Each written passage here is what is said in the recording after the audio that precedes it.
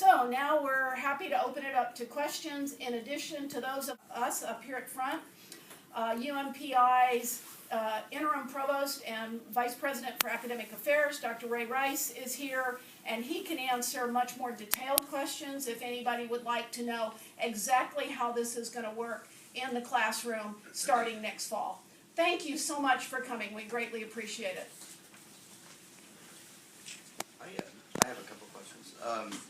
First for Jim, do you envision a time when this approach could exist on other campuses in this Elements of it, absolutely. And I think one of the advantages of having Presque take this leadership role is that all the other campuses will be watching and looking to see how parts of it, either in small parts or in larger parts, could be adaptable to their missions and their programs. Right. And you said you don't know of any other colleges or universities that might step into that? Yeah, there are colleges and universities who have, the language at most of the colleges and universities nationally is we're going to move to a competency-based approach. The great majority of those are online programs or hybrid online. This is personalized face-to-face on a campus. It's not about in certain colleges, it's campus-wide, across the disciplines. So I think from the design and the get-go and the connection back to from the sending schools, the secondary schools, there really isn't anything like this in the country. Is this significant that this is happening within the public university framework? When you have schools like the college, private schools like the College of the Atlantic, Reed College in Portland, Oregon, other schools that take very sort of experimental approaches to education. Is there some barrier that's been crossed that this is happening? I think it's terrific. I think it's terrific to see a public institution. You know, I mean, part of the charge of the public campuses in the state of Maine is to walk hand in hand in a whole host of ways, but education has always been one of those to give support to. And I think the university, by taking this giant step in terms of proficiency-based learning and graduation, it should make us all proud of the public university as a system and UMPI as a campus.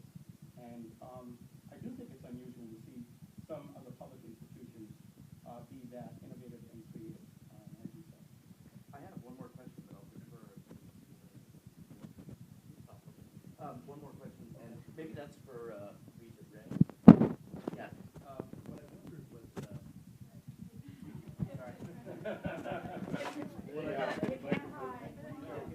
what I wondered was, let's say hypothetically that I'm a political science major at the University of Maine, Presque, and I'm taking a course called Introduction to the U.S. Congress or something. And, in the past, my syllabus might have been a certain number of readings per semester, maybe 2 big exams, 3 papers.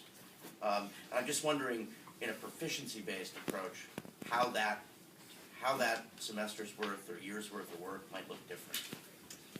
It would look, for instance, if you were an incoming student in the fall, it might look different because, one, you wouldn't be taking a course called Introduction to American Government or Introduction to Political Science any longer. You might be taking a integrated learning community of 9 or 12 credit hours that meet specific proficiencies, including ones in understanding government and civics, right? Political science issues. And you'd be working with 3 or 4 faculty in a team, looking at in a multiple disciplinary situation. And if your interest in particular was in political science, so your project that you might design as a part of that experience might focus on some aspect of the American government system connected to a historical perspective, using competencies in oral and written communication, as well as competencies in sociological perspectives and how that impacts, right, an individual's experience as somebody, as an American citizen. Does it mean that they'll really no longer, eventually, there will no longer be courses that kind of look like your typical college course with a...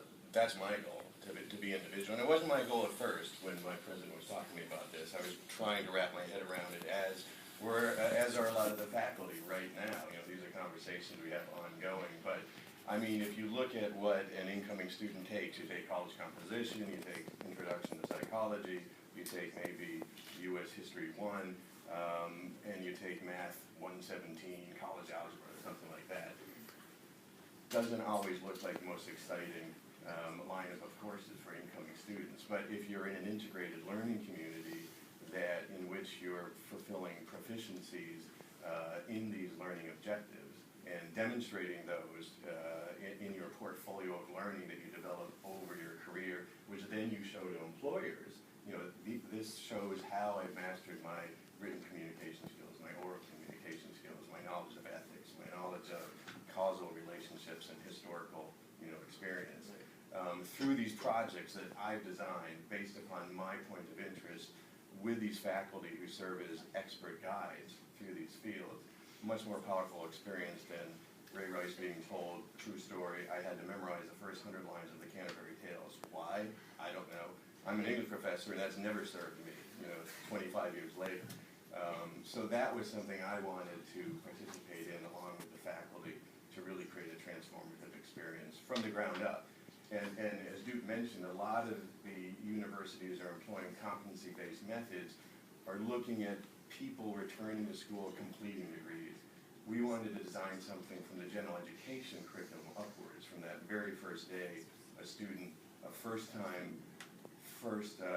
enrolling student, and especially if you're a student at University of Maine, Presque, you're probably first-generation student. So that first moment you're setting foot on a four-year campus, that one, you're getting an experience that's commensurate with your high school experience, rather than something totally different and out of alignment with what you've just experienced for the past 4 years in high school and as well as through elementary school. So we wanted to develop that, and also something that really allows you to explore your own abilities and your own self-expression. From a last question, from a faculty perspective, is this going to change the balance between research and teaching?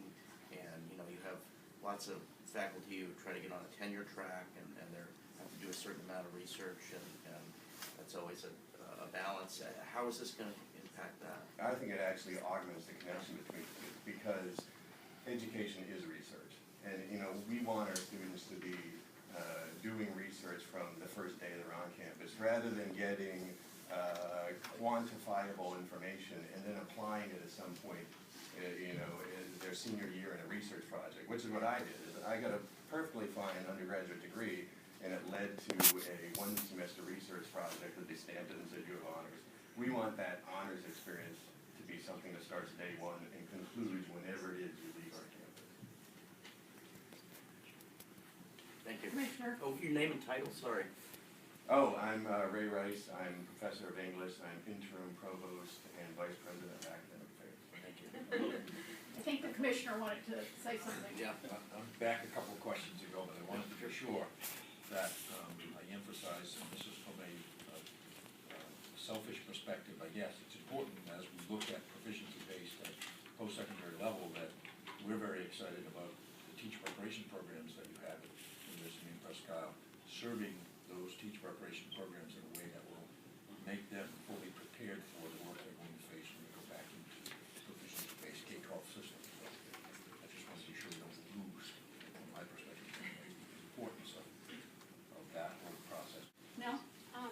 This might be a question for Ray Rice too. How will these integrated learning communities be designed? Is it going to be students working with faculty, looking at a list of proficiencies, and then how does content fit into that?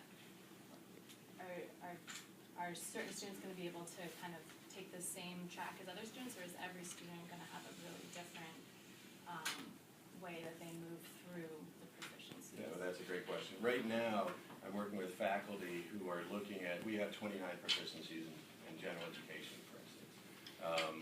And they include proficiencies, everything from communication skills, quantitative reasoning skills, et cetera.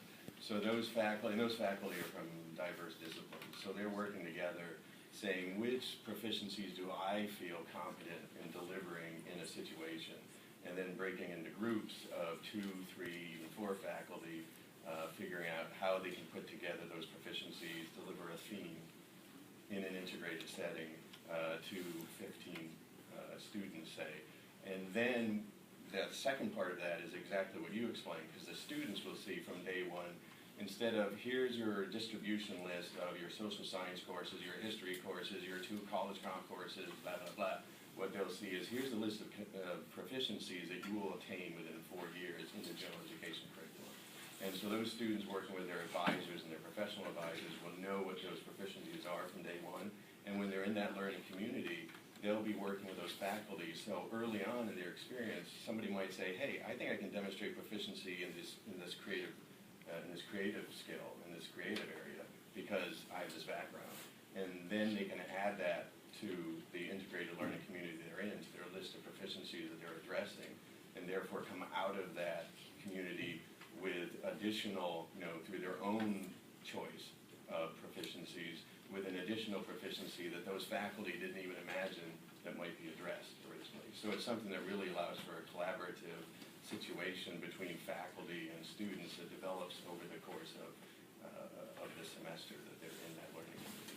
What would the proficiencies be like if I was a student who wanted to go in, be a management consultant or an investment banker? And typically the course would be an econ major going through the whole econ curriculum into more specialized electives later on. I mean, what are the sort of proficiencies that relate to, say, careers in business or economics on that list you mentioned? Yeah, I'd have to, did we bring a copy of our list of our 29 proficiencies? One thing I would say is, we're starting this year working with the general education because our students will be entering. Next year, the focus will be on the majors.